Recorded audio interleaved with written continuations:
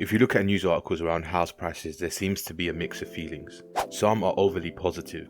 Some are fear-mongering as if property will be worth nothing by the end of this year. The truth is always something difficult to pin down. However, there are some key facts to consider. Relative to Q4 of last year, there does seem to be greater stability in the UK economy, so that's a positive for house prices. However, by the same token, the base rate is almost certain to go up at some point. The 2nd of February and the 23rd of March are the dates for your diary in terms of the base rate.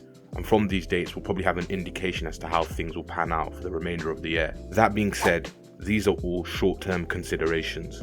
The big reason why property moguls are suggesting a crash is incoming is because of the increase in interest rates, meaning repayments are now far less affordable than they were before. As the base rate goes up, so do mortgage repayment rates, usually. Thousands of people are due to be remortgaged this year. These people bought property during the COVID housing boom, meaning they bought them at historically high prices. They also bought these properties at historically low interest rates, meaning their repayments were excessively small relative to what they are now. Somebody could go from a 1% to a 5% repayment in 2023, meaning the amount they pay towards their mortgage goes from like £750 to £1,200 on a £200,000 borrowing amount. That's an extra £450 a month. Very few people can actually afford to eat that. All this being said, in my opinion, and this may be unpopular, the repossessions that happened in 2008 will not repeat themselves, and that price crash that happened in 2008 will not repeat itself. Prior to 2008, anyone could get a mortgage.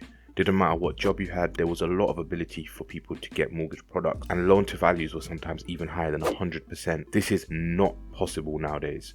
It is impossible to even get a mortgage at 100% loan to value, let alone over 100%. And although property prices are a lot higher than they were, I believe that the demographics of people actually owning homes and getting mortgages nowadays is far different to those that bought properties prior to 2008. It's a different class of people we're dealing with. Repossessions occurred primarily due to something called subprime lending, and this was less of an issue in the UK, however it did exist. Banks were lending to people who had no genuine ability to pay back the mortgages, either because of their financial situation or their propensity to be not very risk averse when it came to spending. On top of that, banks also had a lower liquidity, meaning that when they did repossess the property, they couldn't just sit on it. They needed to sell it and get the cash back. However, today is not 2008, and property generally has gone about 2 times up in price since 2008, meaning anyone who got a mortgage before 2008 is probably so far in the green that it's very unlikely for them to default or be in a problem when it comes to remortgaging or going into negative equity. The demographics of buyers can also be split into 2 main people. There are people who've got onto the ladder themselves, who are usually people with good careers, good jobs, and they have a good sense of financial planning, because it is difficult to do. And there is also another subset of people who've been given a lot of parental support. And these individuals, to be honest, even if they are somewhat less responsible, they do have the backing of the bank of mum and dad to kind of step in and prevent any repossessions, which ultimately makes them less of a risk to banks. And there are people who actually have parental guarantorship on their mortgages. However, I believe that's quite rare as well. The definition of a subprime mortgage is basically just a mortgage with a much higher risk of default rate, and it is very hard in the UK to get a mortgage even with a good credit score. So the people with bad credit scores are very rarely being lended to, especially since 2008. So the chance that the number of these people actually being repossessed will actually impact the overall house price is small, just because of the caliber of the sort of people who are sitting on mortgages nowadays. And this has all been regulated by the FCA and the PRA, so major councils in the UK. So the chance of people having been bypassing this process is very small as well. There are some other very important considerations to take when it comes to the housing market and property costs in general. People need places to live. It's not something you can afford to forego. Buying a luxury car is a choice. Having a place to live is not. And when it comes to larger properties, people with larger families require these. As if you've got 5 kids, for example, you need a 3 to 4 or 5 bedroom house. It is not something you can afford to forego. UK housing targets have consistently not been met over the last 2 decades, and the situation is just getting worse and worse, with the current political leaning towards scrapping those targets, meaning in the future there will still be massive demand for property. The demand situation for property is absolutely crazy, and if you look at the bread and butter supply and demand, house prices in the long term have to go up. Any short-term blips will just be that, short-term blip. Even after 2008, which was the big housing crash, property increased massively in the decade that ensued. Building costs are also really high right now, meaning that actually building those properties and reaching those targets is actually not that affordable. So there's another bit of pressure there, making it difficult to build those houses. New build quality is also noted to be at an all-time low, based on the social media posts I've been seeing, the sentiment on forums, and just the information I've been getting as a first-time buyer. New builds are seen as a lower quality housing stock, meaning that if you buy a property that is not a new build, that is a post-World War II property for example, it may be in higher demand than the newer build properties. On top of that, from what I've seen, new builds are dramatically overpriced, and usually, unless you know what you're doing, not worth it. There's also the argument of political pressure.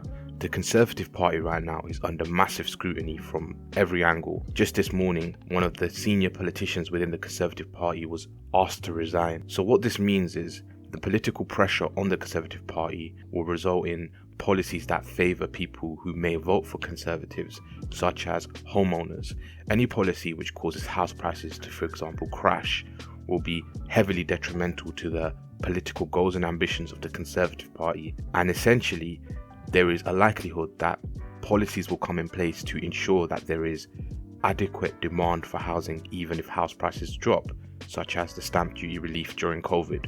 There's also another argument which I'm going to make a whole separate video on, and that is around the opportunity cost. The opportunity cost of renting is massive. The fact you don't get on the property ladder means you're not gaining equity, but more importantly, each month you spend renting costs you. Even with the new mortgage repayments, renting a similar property in many cases is still more expensive. Maybe not by as much as before, but it is still more expensive. There are other costs, however. For most people it is worth the trade-off, especially if you can afford to make those mortgage repayments. There is also the sentiment of the population to consider. Home ownership in the UK is by far one of the biggest goals of the average person. Nearly everyone in the UK wants to buy their own home, whether that's the young person, the old person, the middle-aged person. Even children from a young age are being taught that home ownership is kind of the only way forward. So the sentiment of the population means that demand will just stay quite strong going forwards. I don't think this is changing anytime soon. I think the only thing that's happening is people are giving up because they see it so out of reach. Finally, kind of tying in all of the above, is the pent-up demand that's building.